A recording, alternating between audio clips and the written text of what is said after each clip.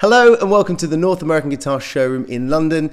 Today's a very special day indeed. We've got our good friend Mr. Mike Dawes coming in. Mike's going to be doing a talking guitar session with us, and he's going to be chatting about his headline tour that's starting in February and his wonderful brand new album, Mike Dawes Era. For more information on the tour and also on how to get your hands on a copy of this incredible album, click the link below and enjoy the interview. Hello and welcome to a very exciting talking guitar session here at the North American Guitar Showroom in London. I'm here with my good friend and fingerstyle guru, Mr. Mike Dawes. Ben, pleasure to see you. How are you, mate? I'm great. Great to be back. So excited that you're here today, because I know just from seeing what's been going on social media in the world that you haven't actually stopped for air. No, yeah. I'm running on coffee right now. Yeah, Literally running on coffee. Literally, yes, absolutely. No, I just got back from Hawaii, of all places. Before that, I was in Germany. Before that, I was in New Zealand and Australia, which is the worst routing you could possibly do. But yeah, I've kind of just been touring, kind of for 5 years straight. Non-stop. At least 11 months a year. Yeah, I normally take December off, so we're sort of mid-November right now. So 2 more shows. My God, that's just and insane. then yeah, and then I have to have some kind of social life. Yes, a little bit. Because I saw you, it was quite funny, I was over at NAMM, in the Summer NAMM show in Nashville. Nashville, yeah. And, seems so long ago, it was only July. I know, right? Yeah. And I remember I think it was the Sunday, I was walking through and I was going to sort of meet the guys at the Boutique Guitar Showcase, and as I was going through I could hear this playing in the back and I thought, that sounds like Mike, that sounds like Mike. So I kind of went around the corner and there you were, the Tonewood amp store. Yeah. And it was funny because you were just going into a piece and I just went, oh, hi mate, how you doing? And played, and by that stage you just started. I think there was like a modest, 10 or 12 people. And then by the time I turned around to go to this meeting, there was like 60 people that were surrounding the... Oh really? Yeah. I have no recollection of this whatsoever. I think I was tired. Yeah. But that was for the Tonewood amp at Summer NAMM, which is this amazing device which clips to the back of your guitar. I have on now actually. Zing! It's this sort of robotic, magnetic vibe here, and maybe they were just listening to that because it's awesome. Yeah, it's the best thing ever.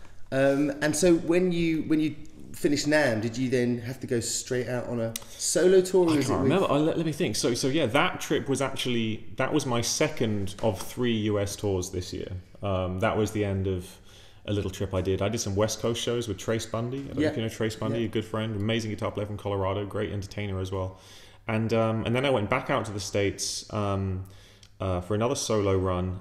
Did some shows with Trevor Gordon Hall, another great player, and actually then I sort of delved into the progressive metal world and did a show at the Roxy in LA with a guy called Pliny from Australia, and that was amazing. That was, we had all the Saturday Night Live band in the audience. James from Maroon 5 was there. Loads of LA cats, and everyone went to the Rainbow afterwards. It was the most cliched LA experience for sure. And then actually went down with Pliny again in Australia, and we had 2 amazing shows in Sydney and Melbourne. And I think it kind of is a really good example of the crossover with this particular style of playing. Fingerstyle guitar seems to be becoming really popular with the metal dudes, So I fit right in because I look like a metal dude, so they accept me as one of their own. But talking of that, obviously the thing that was most incredible to watch from our side was the Metallica track that you did. That that thing happened. Had 60 million hits. It was crazy. I mean, I don't know. I mean, I basically launched my second album, Era. So I've been touring my first album, which is called What Just Happened, for the past 3 or 4 years. Finally released Era, and I decided to release it independently.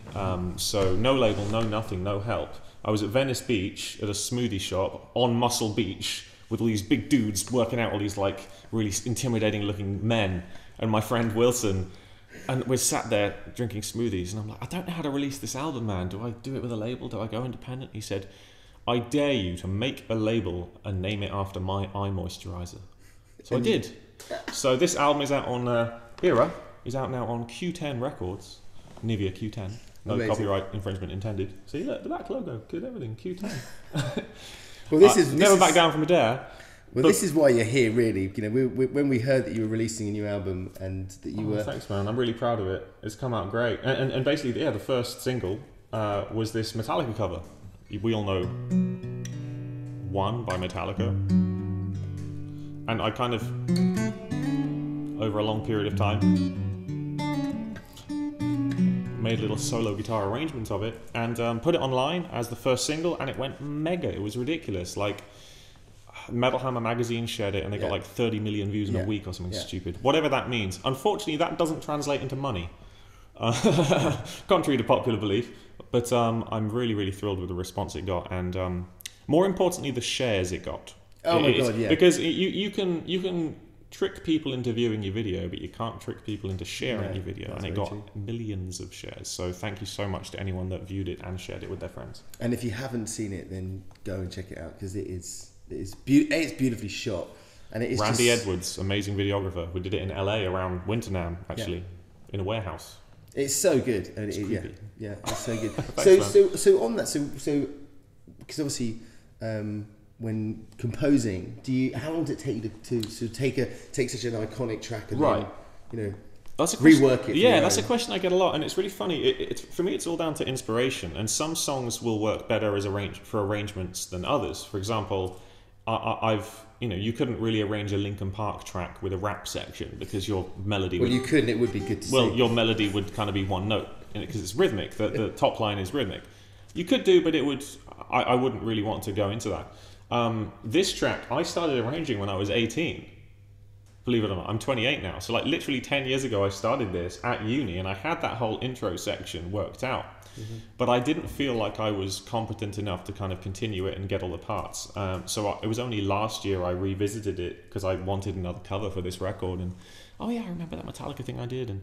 And yeah, it wasn't even supposed to be a single.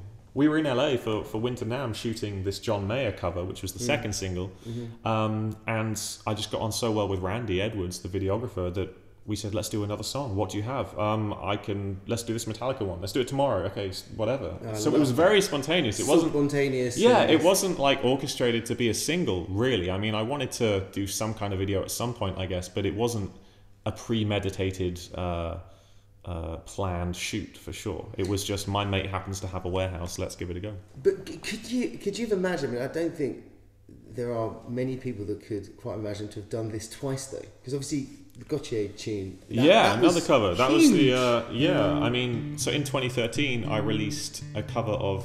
I'm just a covers guy now, I guess. But Somebody That I Used to Know, which was a really massive song, and I released it, and I think people.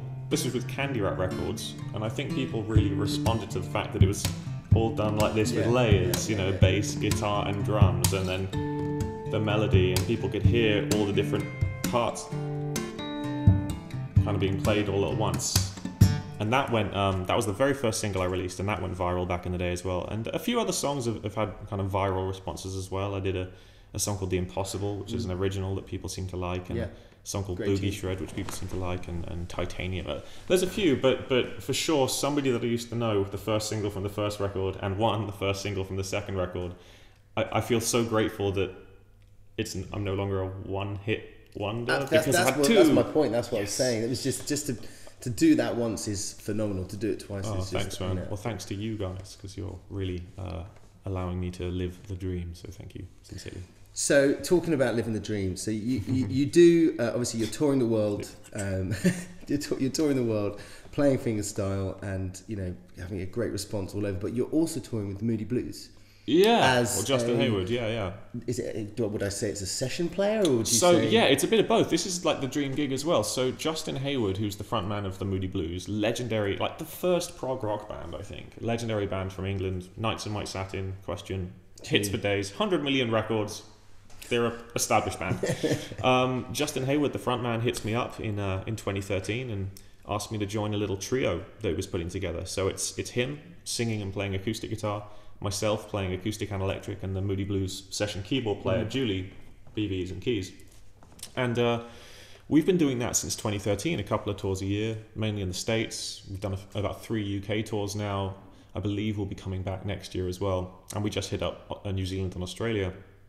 And so I'm sort of session playing Knights in White Satin and stuff like that. But I'm the opening act as well, doing my own thing. Yeah. So the show starts, it's really funny. Justin will walk on stage and get a huge, ovation from all these hardcore Moody Blues fans, and he's like, "Ladies and gentlemen, Mike Dawes!" And everyone's like, "Yay!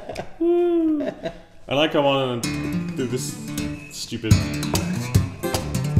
weird guitar playing. And fortunately, because the Moody Blues have a lot of musicians that like them and a lot of people that grew up on the progressive side of music, the response has been really wonderful, and very grateful to Justin for giving me the opportunity to play my own tunes as well as join him on stage. Yes. Dream gig. That's amazing. That's amazing.